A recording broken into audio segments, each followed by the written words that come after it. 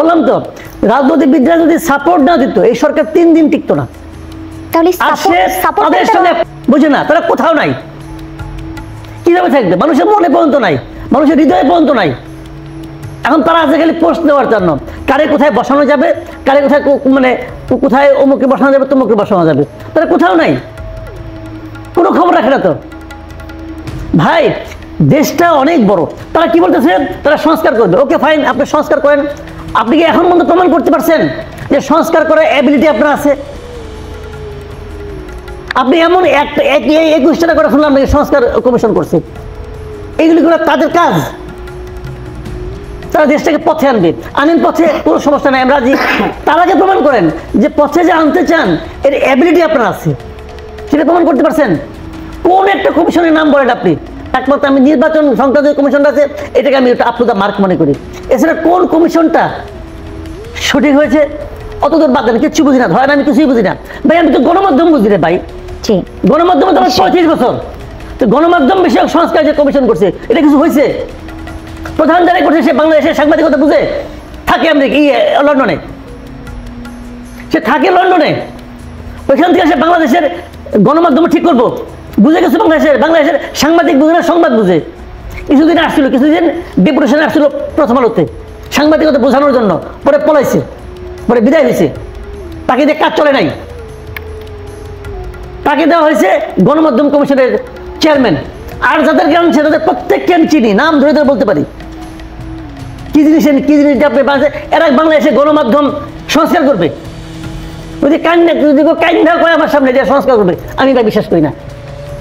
বললাম তো, যদি অন্য কোন কমিশনটা হয়েছে সবচেয়ে বিতর্কিত কমিশন, যেটা কি সংবিধান সংস্কার কমিশন, যারা প্রধান বানাইছে সে আমার পার্সোনালি, আমার ব্যক্তিগতভাবে আমার টিচার ছিল ইউনিভার্সিটিতে।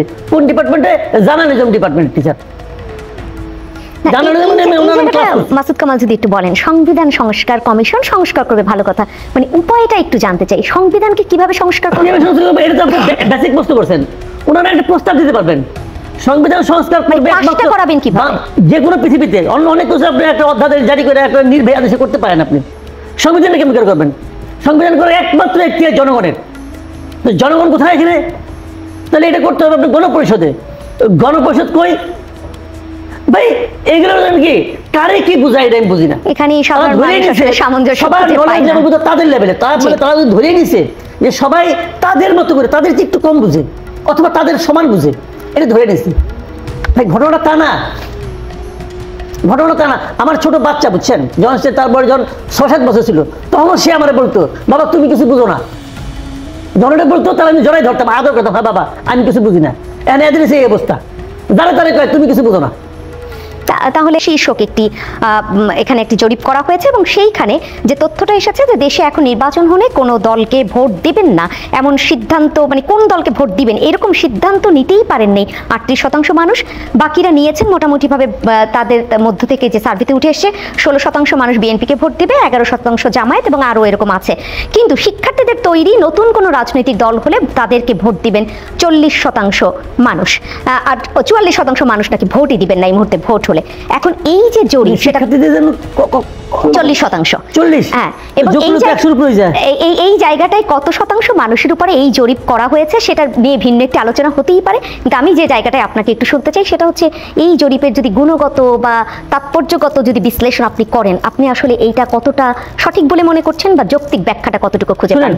জরিপের সঠিকতা অথবা মানে বেঠিক ব্যাপারটা কিনা এটা আসলে আমি বসে করতে পারবো না, কারণ তারা কোন ফরম্যাটে করেছে, তাদের উপাত্তগুলি কত উপাত্ত ছিল, কোন এরিয়াতে করেছে, সেটা কি ঢাকা বিশ্ববিদ্যালয়ের কোনো একটা হলে করেছে নাকি সেটা গ্রামে যে অজপাড়াগাঁয়ে কোনো একটা জায়গায় করেছে, অথবা সেটা র্যান্ডম স্যাম্পলিংটা কীভাবে হয়েছে। জরিপে কিন্তু অনেকগুলো সিস্টেম আছে, তারা কোনভাবে করেছে আমি জানি না।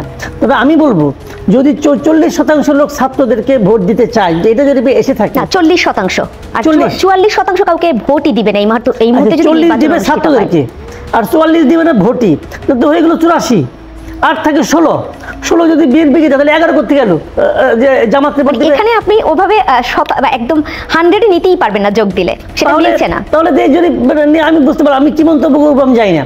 তবে আমি মনে করি এই জরিপে যদি ভালো হয়, এটা যদি হয়ে থাকে তাহলে ছাত্রদের এটা বিশ্বাস করে ইমিডিয়েট একটা দল করা উচিত, ইমিডিয়েট।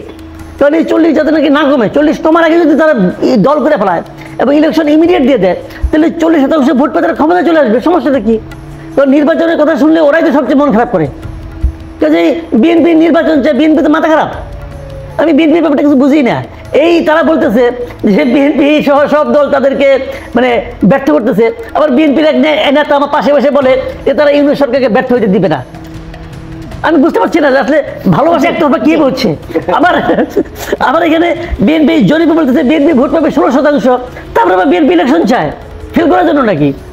বিএনপি ব্যাপারটা আমার কাছে ক্লিয়ার মনে হচ্ছে না, যদি আমি জরিপকে বিশ্বাস করি। তো ভাই এগুলি হতে থাকবে, বাট প্রশ্নটা হলো জানেন কি, ইলেকশন কি হবে, কে জিতবে, কে আসবে, এটা নিয়ে ভাই আমি বদার না, আমার একটা মাথা আমি ঘামাই না। আমি মাথা ঘামাই হলো যে ভাই আমার জীবনটা এখন কেমন চলছে। হেলাল ভাই যদি ইলেকশনে জিতে, হেলাল ভাই মন্ত্রী হবে, আমার কি হবে ভাই? আমার তো আর কোনো চান্স নাই। যদি জামাতে ইসলাম জিতে, তাহলে শফিকুর রহমান সাহেব প্রধানমন্ত্রী হবে, আমার কি হবে? তাহলে আমাদের সেই আমাকে আস্থা নাই কেন যে আমার হেলাল কথা হলো ভাই তখন আমি বাজার করে খামো, এখন আমি হেলাল ভাই বাজার করে খাই জিতলে তিনি আমার প্রতিনিধি হবে, আমার কথা বলবে, এই আস্থাটা আমাদের নাই কেন? না, এই আস্থা আছে আমাদের, তাদের উপর আস্থা আছে, প্রচন্ড আস্থা আছে। আস্থা না থাকলে ভোট দেই কেমন?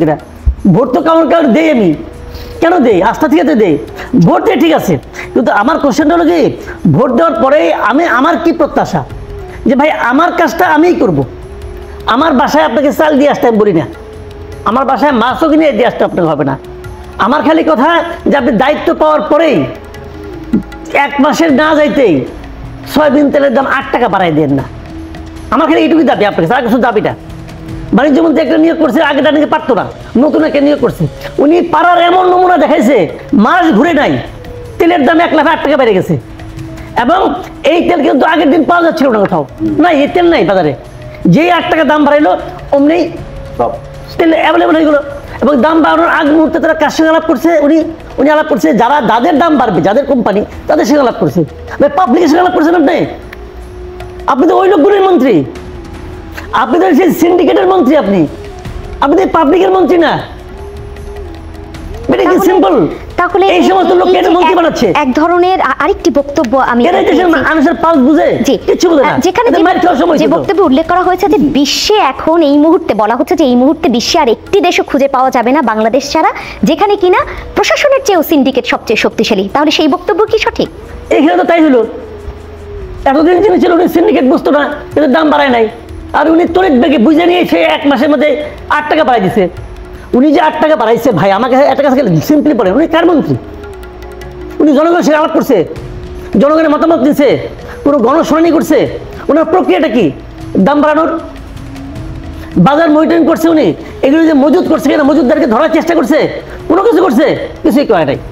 নিজের রুমে সিন্ডিকেট মেম্বারদের ডাকছে, ডেকে বলছে কি ভাই আমিও আপনাদের মতো একজন, বলেন কত বাইরে চলে? কত বাইরে চলে? 8 টাকা দিলাম, বাড়াই 8 টাকা। 8 টাকা আমার যে 8 টাকা খরচ বাড়লো, এই 8 টাকা উঠে দিবি আমরা? বাড়ালে দোকানে গেলে আবার তেলের বোতলটা পাওয়া যাবে, এটাই কি তাহলে? এটা আমার দুঃখ বুঝছে। উনি ওই ব্যবসায়ীদের দুঃখটা বুঝছে, ব্যবসায়ীদের আবদারটা বুঝছে। ব্যবসায়ীদের দুঃখিত আবদার করছে, আপনি আসছেন আমাদের লোক, আমাদের জন্য একটু করবেন না? ঠিক আছে, করে দেখাই দিলাম। উদ্ভট, মানে যারা নাকি একটা মানে উপদেশটাকে খুঁজে বাই করতে পারে না, যে নাকি জনগণের জন্য কাজ করবে। ভাই এদের তো কোনো মনে করেন, আমি বলি আওয়ামী লীগ বিএনপির সমস্যাটা কি? আওয়ামী লীগ বিএনপির সমস্যাটা একটা বড় দল, দলের কর্মীদের একটা চাপ থাকে, কর্মীদের একটা আকাঙ্ক্ষা থাকে, নানা রকম ইকুয়েশন তাদের করতে। এদের তো কোনো ইকুয়েশন নাই, আসছে কয়দিন থাকবে চলে যাবে। এই কয়টা দিন তারা জনগণের জন্য এমন কাজ করবে, যেমন আসিফুদ্দিন মাঝখানে বলতো না একবার, অনেকদিন আগে বলছে আমি যদি একবার চান্স পাই এমন কাজ করবো যাতে নাকি দেশের মানুষ মানে হয়ে যায়, খুশি হয়ে যায়। তাহলে এইটা কি ওরা শুনে নাই? উনি তো ভুল করছে, ওরা উচিত ছিল সবটা উপদেশ শোনানো, এমন কাজ করবো 1 মাস না পেরোতে 8 টাকা বাড়াই দেবো। তাহলে